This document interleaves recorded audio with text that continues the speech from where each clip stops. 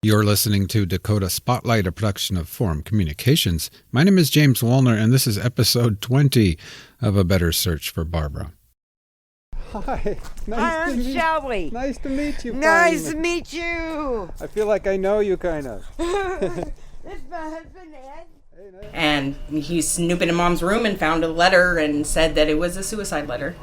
He did? He Yeah. remembers it being a suicide letter. Yeah. And he said he brought it up to Grandma and she would not talk to him about it.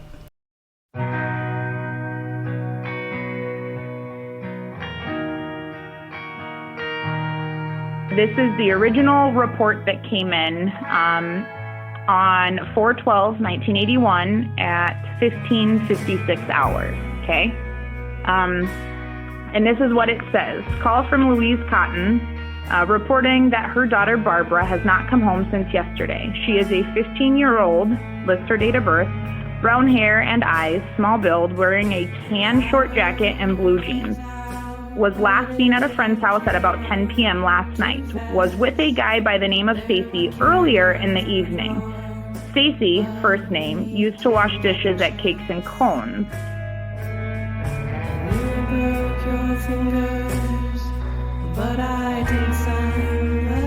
Some of the things that he liked to do could kill you. Because how would nobody know about this boy? He enjoyed choking and suffocating me and my sister. She was, I don't know, one of the kindest people I knew. But back then it was a popular hangout for the kids that got into trouble. You're gonna run away with no money. And I feel guilty that we didn't do enough early on. Her boyfriend watched her walk to Recreation Park, which is 5 blocks from her home. But mostly gentle and kind is what I remember about her. Louise Cotton called, and she reports that she thinks her daughter is in Scobie, Montana with a Stacey Werder. They might be in room 205 at Pioneer Hotel.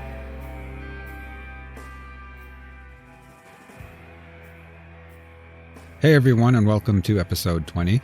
Before we get into this Barbara Cotton episode, I want to first of all say that while this season is not ending, season 6 of Dakota Spotlight, titled Vanishing Act, is starting on February 2nd, 2022, which at the time of this recording is in about 10 days.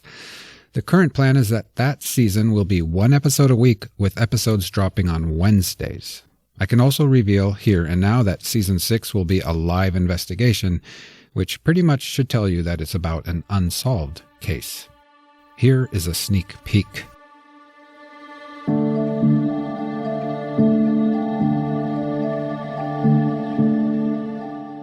A couple of people that just vanished off the face of the earth. If I could say to her right now, if I could go back, I would tell her, whatever it is you have up there isn't worth it. No, it's not worth it. And that's where the investigators have said that that's the suspicion of where they did what they did. Get off my property, or I can make you get off my property.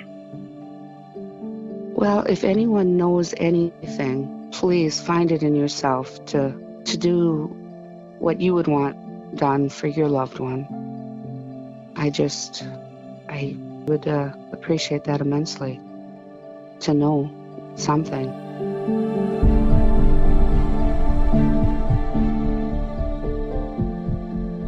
Check out season 6 of Dakota Spotlight, Vanishing Act, starting February 2nd.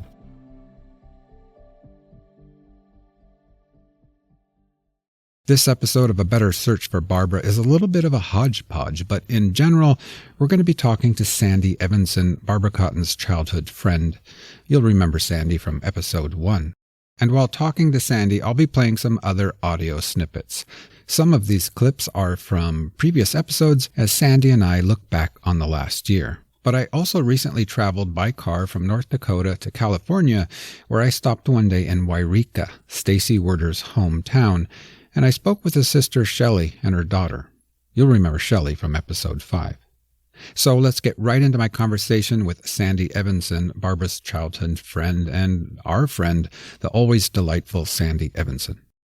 Hey Sandee, how are you? I'm doing well. How are you? I'm doing pretty good. Freezing in western North Dakota. So cold. Yep. I'm ready for spring. Which reminds me, the first time I ever met you, is coming up on almost exactly 1 year now. I think it was January 20-something last year. I went to Williston, met you at Recreation Park, and there you were. I'd never met you before. Almost a year later. I mean, does it seem longer or shorter? How does it feel to you? It feels like about a year. Feels like a lot of stuff has happened since we met, and then was freezing like this when we met, and it was also like pretty much the height of COVID. Yeah, and it was so cold. I was trying to navigate with my microphone and with all these clothes on, winter clothing. I mean, I don't think the podcast would have happened, to be honest, without your help. So first of all, thank you so much. There's one thing that has not happened over the last year. There's a lot of stuff that has, as you mentioned, but we still don't know what happened to Barb. How do you feel just in general about the last year, what's been done? I mean, just in general, I don't know.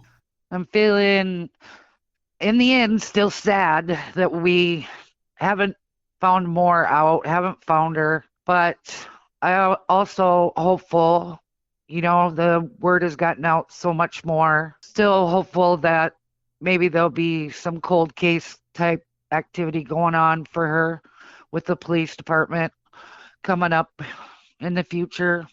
Yeah, it's been a roller coaster of a year, I would say. I mean, I don't know if you remember back in March, the first week of the podcast, you told me a story, actually. I think it was the day of the first episode dropping, or second. You came home, or tried to come home. You want to tell that story? I came home, put my car in park, and messages were going off, or the notifications were going off on my phone. And I kept trying to go inside, but it was one person after another reaching out to me. And I sat in my car for about an hour in my driveway.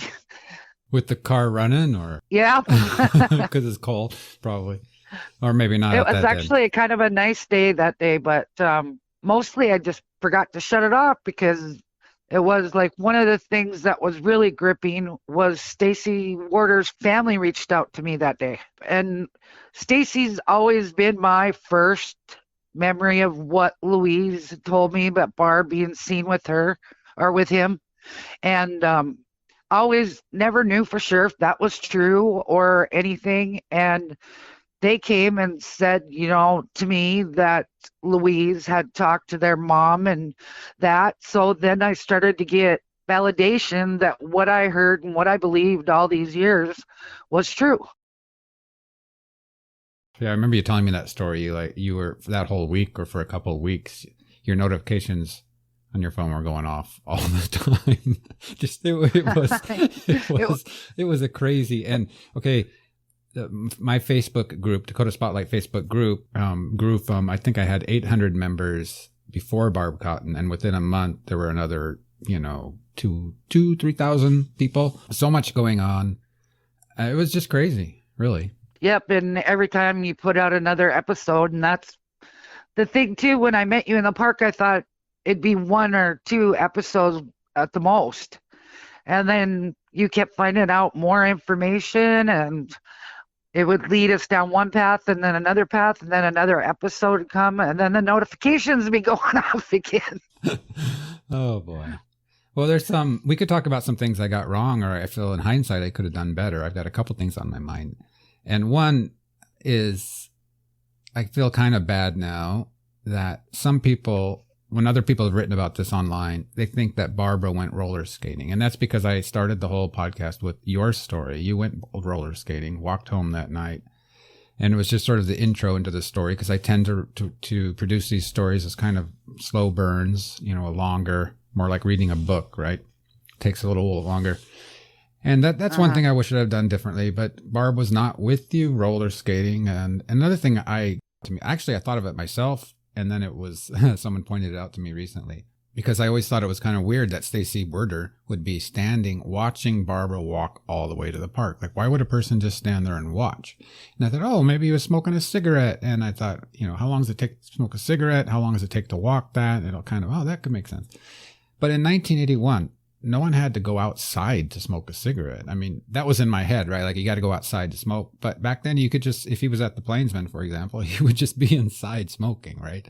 What do you think? Well, remember, though, there is somebody later on, was it Randy Falcon and them, that Daryl said Lund, somebody yeah. else was out there. Mhm. Yeah, outside smoking a cigarette, too. And I actually did just hear from someone that when the dance, what's the name of the dance place on the corner? Canteen. Okay, so Teen Canteen. Teen Canteen. So I've been told that, you could come and go usually when there are dances, and it was very common to walk over towards the Plainsman, like to leave the dance and go smoke a cigarette, or maybe some kids sneaking alcohol or whatever. But you would go over to that, people would go over to that area or an alley near the Plainsman. So who knows? Yeah, well, and you probably maybe didn't want to be seen smoking by Teen Canteen, like, because there would have been supervision, like teachers or something Yeah. there, so they might not want to have been seen. So there's a couple of things I feel like I got wrong a little bit. I think you've done a great job, and Well, thank you. yeah, we all, like, I feel like I made a mistake back then too, not doing enough in the very beginning when she went missing, thinking that the answers were going to come any day now, and we're going to find her, or she's going to come home or something, and we lost valuable time that we'll never get back again. What did we say? You were 16 at the time, I think? You were a young girl. It wasn't your job to find out what happened to her, so you definitely don't need to be have that on your conscience. I understand the feeling, but you weren't the person who was supposed to be trying to find her, so... No, but if I had to do it over again, I'd be doing a lot different things now, knowing what I know, Sure. Well, another thing that happened the last year is the billboard, and Find Barb Cotton, fronted by yourself and Lisa Jo Sheely. That was amazing. When I saw that, I've never seen it in person, but when I saw the pictures of the billboard, that was very awesome for me to see, because that felt like that came off the momentum of the podcast, Yep, and that's something I've always dreamed that would come about one day, is that there would be a billboard for Barb to remind us to keep it alive so she isn't forgotten. And so the day that it went up, Kathy and I went out there, and I actually did my first and only live Facebook on that, and it going up and whatever. But it was a very emotional moment for me and Kathy. We both cried and hugged each other, and yeah, it was a very emotional moment. I understand, for sure. I mean, it was for me too, to just see that. Wow. And so far, we've been able to, Lisa has, and I got to thank her for everything that she's done for Barb. Yeah. She's been amazing. So far, she's been able to keep it going, and I'm so proud of her. She has done an amazing job, and you can see more at findbarbcotton.com. And what else should we talk about here a year after when I met you in person at the 40th, what did we call it? An anniversary, a celebration of life on, was it April 11th? Second time we met. And when we left, they're like, oh, we got to get together soon and have dinner or something. We still haven't done that. I mean, with COVID, and I don't live close to there exactly, but we should still do that at some point. I would like to see you again. It's been a while since I saw you, so get another hug from you. Well, I won't tell you why. I won't tell listeners why, but this story's not over. But I might be going back to Williston quite a bit this year for the Barbara Cotton case. And I'm not going to spoil why exactly, but there's still work to be done. You big tease. Yeah. Well, still trying to finalize some details on something, but... Well, that's awesome. That's awesome news. I can't thank you enough, James, for everything that you've done. Without you, I think it just would have faded away forever. One thing that's interesting, well, thank you for saying that. One thing that's so interesting for me to look back in hindsight, I thought there was so much more information. There would be so much more information. It would be so much clearer what happened. I had no idea that we, the podcast and yourself and Lisa Jo and others were going to go out on these quests really to find out more about Frank de la Pena and Stacey Werder and all of these other things that, came forward. I just had no idea. I thought I was going up there for probably a pretty short story, but... Yes, I agree with you. I was really shocked about when I went and met with the police department or whatever. And when you talked with them on, I think it was episode 5, I thought we'd find out a lot more information that was documented. And I was really shocked and surprised that, and without you too, I wouldn't know half of the stuff I know now. I wouldn't know 3/4, 99%. Well, I recently drove, I had to go out to California for a funeral. And so I decided to drive for different reasons. And I decided I might as well go to Malta and Glasgow, Montana, where Stacey Werder died in Malta. And on my way down through Northern California, I actually stopped in Wairika, California, where Stacey Werder grew up. And I met with Shelley, his sister, who spoke in episode 5. And we went up to the cemetery, actually. She showed me where he's buried, where their parents are buried and things like that. So... Hi. I'm Shelley. Nice to meet you, Nice finally. to meet you. I feel like I know you, kind of. Come on in. Here is Shelley speaking in episode 5. And all I heard him say was, I'm gonna kill you. Where'd you go? And I'm hiding in this room. And I don't know how long I was there. But I finally was able to get out of there, and I went down to my neighbor's, this old lady, and I called my mom and told her to get home quick because Stacey was going crazy. I told the lady I'm going to step out and I'm going to see if he left. Well, I'm walking out to the street and I look up, my house is on fire. And he's walking the other way towards town. And I yelled out, our house is on fire. He goes, well, who do you think did it? And he just kept walking. I want this out of my life. I have been seeing a counselor, and I've been dealing with all this for a long time. Come on in. Hi. Hello. I'm Sandra. Hi, Sandra. Nice to meet you. Guys, I was having an issue with my microphone, so this audio is a little bit cluttered. Sorry about that. The other person speaking here is Sandra, Shelley's daughter. Thanks for allowing me to take a couple minutes of your time. I'm recording audio. Is that okay? Oh, yeah. That's for the podcast? Yeah. You have a seat in Thank you. Thank you. Wow, have you guys been following the podcast? Yeah. She couldn't really listen to, not this last one with Red, but the one before. Mm-hmm. She couldn't listen to that one. Just didn't The want. one where it said we can't tie a knot tight enough Oh. around a pair of pants. I'm That sorry. freaked me out. Yeah, I'm so sorry. That's all right. But we so much appreciate you guys helping us with this story. You know? Oh, we just want closure for the family. Yeah, yeah, That's what we want. yeah. I talked to Sandee a lot. Sandee On Facebook. Evanson. Yeah. Oh, good. She's Yeah. great. Yeah, she is awesome. She's the one that got me in touch with you. That's right. Yeah. That's right. Yeah, because I reached out to her because, we listened to the first couple episodes, and I was like, there's stuff that he needs to know. Yeah. I was like, Mom needs to tell her story. Because, the things that her and my aunt went through, I wasn't alive yet. I wasn't born until 83. Mm-hmm. But I grew up listening to all these stories from her and my aunt, and the person that they knew was not the Stacey Werder that everybody else knew. Right. He was a completely different person. And that's why there's no doubt in their minds that he could have had something to do with it. Because, he almost killed my mom. Right. And he would have killed her that day if she wouldn't have hid from him. It was, so my son, he grew up with my grandma. And one day he was going through a box of stuff and he came across a letter that he said seemed like a suicide note to my grandma from my Uncle Stacey. And now no one can find it. So he read it? Yeah, read it. My son read it, but I talked to him about it. He said he can't really remember what was in it, but he remembers it being in a box of stuff under Grandma's bed.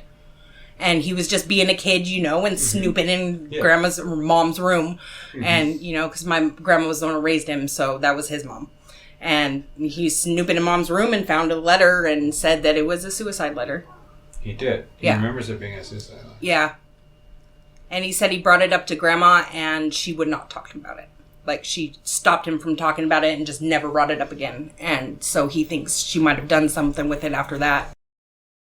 Before I left Wairika and headed on to my friend's memorial service, Stacey's sister Shelley and I drove up to the cemetery in Wairika. That's where Stacey's buried.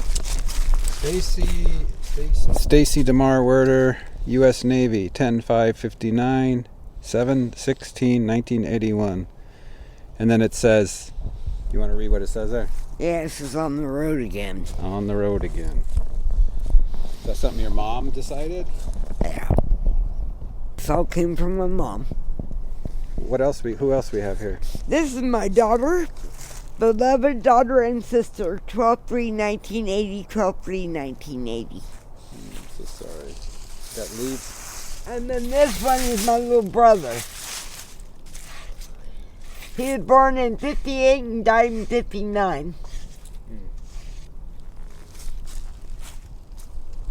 This over here is my dad and my grandparents. This is my grandparents. That's my dad. And this is my dad's sisters. Now, let's get back to my conversation with Sandee Evanson. And another thing I did on my way back to North Dakota from California after this was I stopped in Rawlins, Wyoming, which is was sad, actually. And I parked across the street from where Frank De La Pena abducted Penny and Renee and later killed them. That was, I don't even know what to say. I'm emotional just thinking about it. That's one of the things I mean about it's hard to look back, almost a year ago, you and I met in the park in the freezing cold, and I'm going to do this story. And then 10 months later, I'm parked across the street from an old drugstore in Rawlins, Wyoming. And it's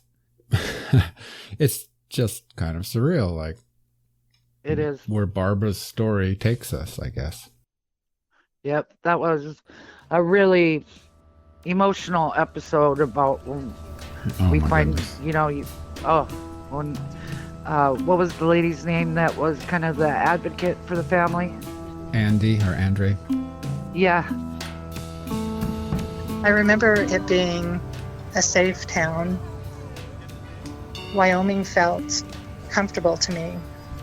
I didn't need parental supervision. I remember walking the streets and feeling safe, playing outside until the streetlights went out.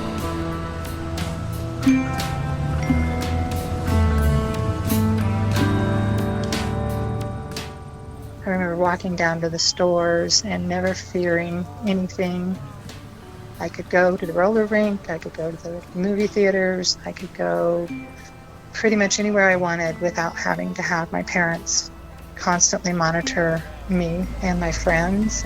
And it was that way until the day that Penny and Renee were abducted.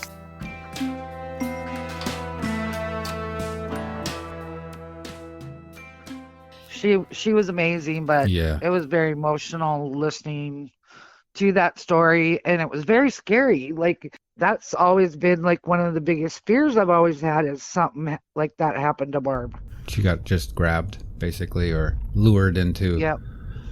Yeah. Oh my goodness.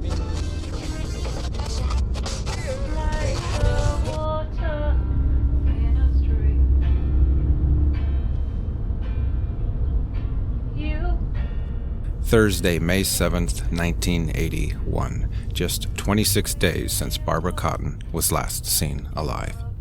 It's high noon in Riverton, Wyoming, when a 21-year-old woman named Tricia pulls into the parking lot of the grocery store, Safeway, on North Federal Boulevard.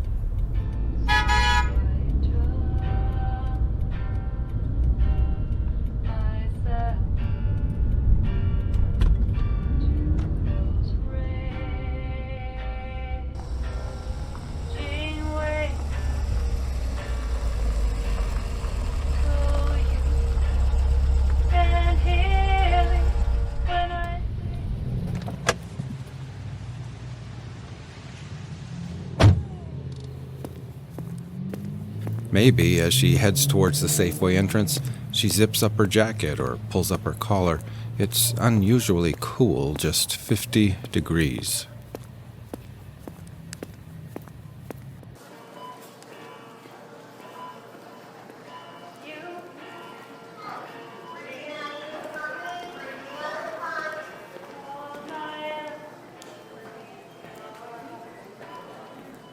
Inside the store is a man about 30 years of age. He's got dark curly hair and a round face. He's about 5 foot 6 inches tall, maybe 160 pounds, and looks Latino, maybe Mexican. He's wearing a dark leisure suit and an English touring cap, the kind that buttons down on the front, on the brim. On the lapel of his jacket is a John Lennon pin. He's wearing a cream-colored shirt with pictures of women on it. The women are all kneeling. The man approaches Tricia. He says, "Hey, I have an Alaskan Malamute puppy I need to give to a good home because I'm being transferred to South America. You can have it for free if you want." The young woman is interested. "I'll wait for you in the parking lot." The woman agrees, and the stranger leaves Tricia to finish her grocery shopping.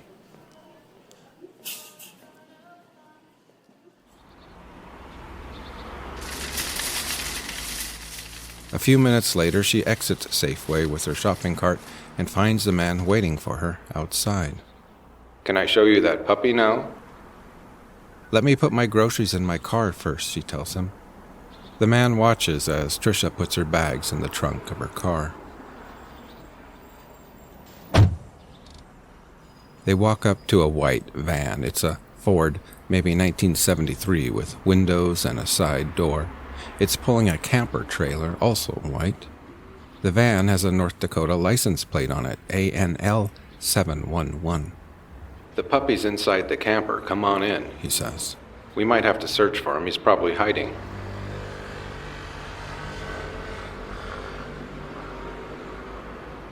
The girl takes another look at the man, his curly hair, the leisure suit, the John Lennon pin. The world is still mourning John Lennon. He was assassinated just 5 months earlier in New York. The man opens the door to the camper, but no puppy shows itself. "Will you help me look for him?" he says. Perhaps it's just a gut feeling, perhaps instinct, but the woman declines to enter the camper. Perhaps she says, "Can't you just bring him outside so I can see him?" "You know, maybe he's in the van," the man says. He shuts the door to the camper and opens the van's side door. "Come on in." The young woman considers the situation, a free puppy. But she stands her ground. The man asks her again and again and again to help him find the little dog. "Come on in." Tricia backs away. Something's not right. She returns to her car, gets inside, and who knows, maybe she even locks her doors. She starts up her car and shifts it into reverse. But before she can back out of the parking stall,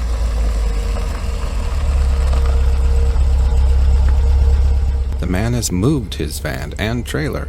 He's parked it right behind her, boxing her in. She can't leave. She can't get out. "What are you doing?" she says, maybe through a cracked window. A conversation takes place. The girl agrees to let the man follow her home. Maybe how else to get him to move his big rig so she can leave, but this wise young woman has no intention of letting this stranger follow her to her house. The man moves his big rig out of the way and then follows Tricia as she drives her car through the parking lot and stops at the exit along Federal Boulevard.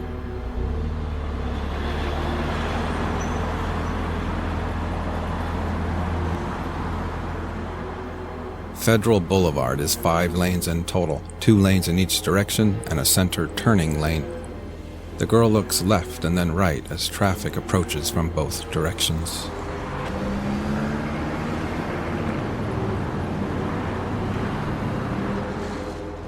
Perhaps she takes a quick peek in the rearview mirror and sees this curly-haired stranger observing her from the white van. Perhaps she doesn't turn on her turn signal at all. Or maybe she does. Maybe she signals that she's going to turn right.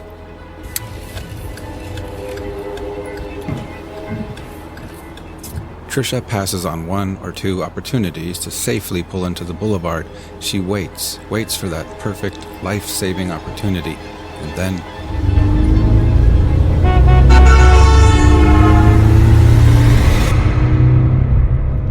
she jets across 3 lanes in front of heavy traffic and speeds north, leaving the man in the heavy and clumsy rig stuck, waiting for an opening.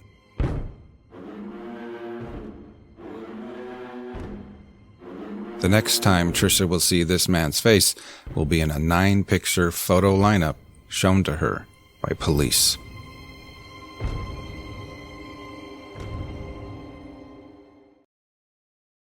And so, that made me think about what could have Barb's last moments been like. Oh my goodness. What it was like for them 2 little girls. Oh my goodness. It's horrifying, and that's like some of this last year has been a lot of ups and downs. You think you're getting somewhere or something, and maybe we are. And then the down about like that just being so terrible, thinking about what happened to Barb or could have happened to her. Right. Let me ask you a question that I already know the answer to, I think. Are you ever going to give up?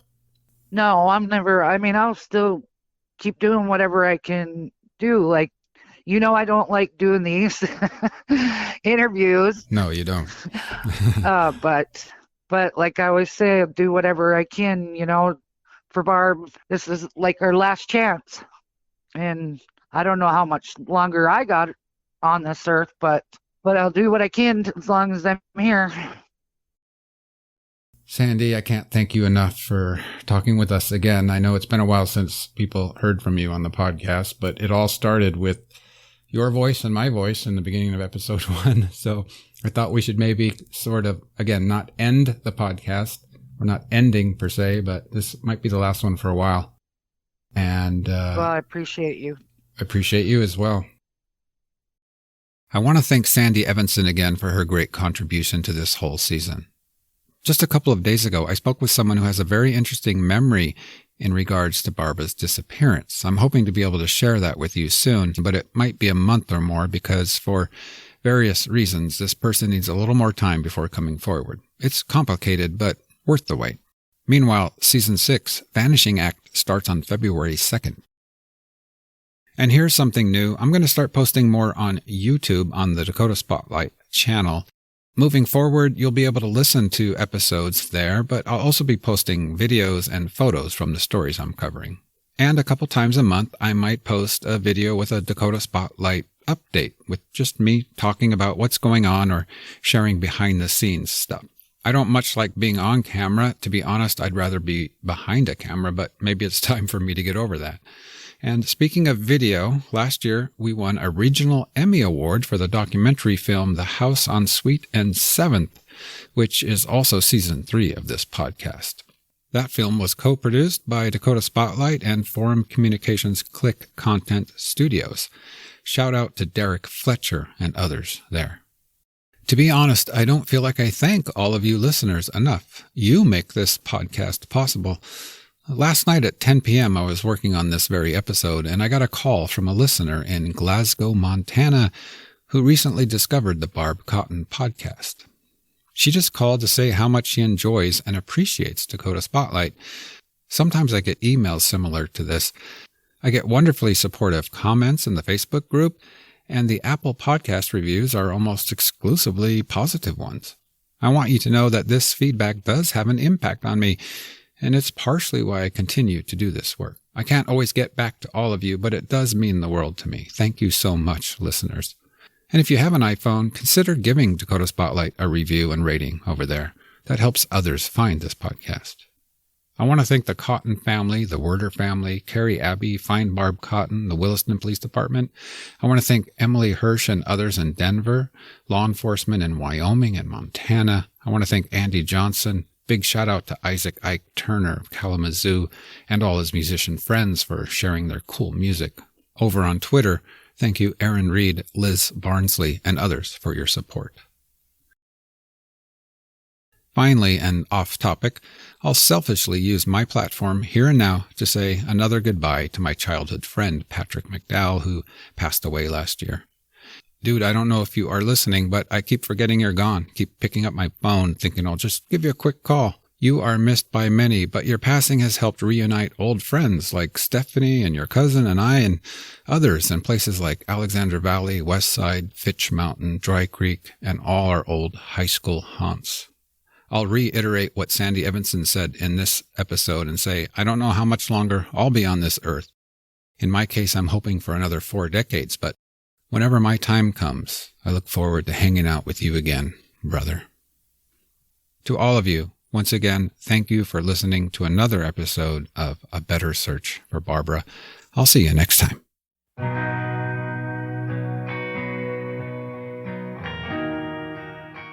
Dakota Spotlight is a production of Forum Communications.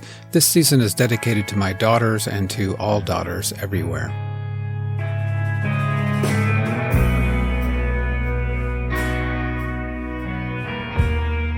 To support the Find Barb Cotton Billboard Fund, head over to findbarbcotton.com or email Lisa Jo at findbarbcotton@gmail.com. A Better Search for Barbara is written, recorded, and edited by me, James Woolner, and researched by myself and the growing community of people dedicated to getting answers about Barbara's disappearance. Many thanks to Isaac Turner of Kalamazoo, Michigan, for providing awesome music for this season. Check him out by searching Wowza in Kalamazoo on bandcamp.com. And why not check out the Dakota Spotlight Facebook group or find me on Twitter. To contact me, email me at dakotaspotlight@gmail.com. Thank you so much for listening. See you next time.